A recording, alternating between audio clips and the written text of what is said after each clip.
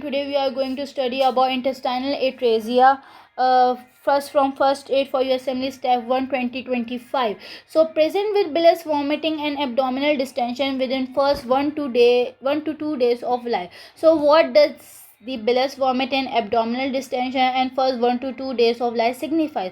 Bilious vomiting means the obstruction is after the point where bile enters into the duodenum. So you are going to have a bilious vomiting. The contents are going to pass through stomach into your mouth and leading to vomiting. Vomit is going to be bilious, and further it is reading the abdominal distension because the contents are not going to go through all the bowel. It will lead into abdominal distension because whatever the infant is taking in his taking as his food is not going to pass through his bowel. So first 1 to 2 days, because the child is having food, now there will be distension because the food is not going to pass through his bowel. Duodenal atresia, failure to recanalize lumen from solid cord stage. So when the intestines are formed, they are in solid stage. This is solid. Then further they start to recanalize. Recanalization helps in the formation of the continuous streams of the bowel.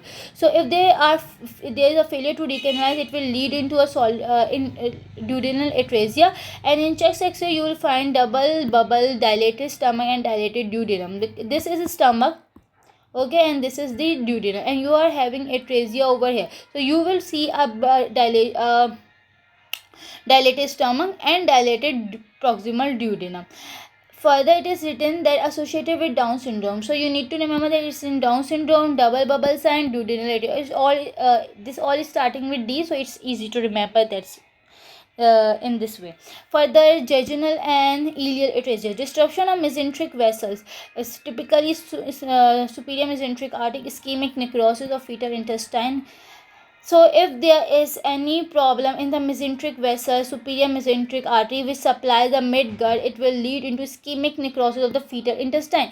And we are segmenting jejunal and ileal atresia. So segmental resorption means that if this is the intestine, segmental resorption means that the segments will be resolved, leading into discontinuous intestine.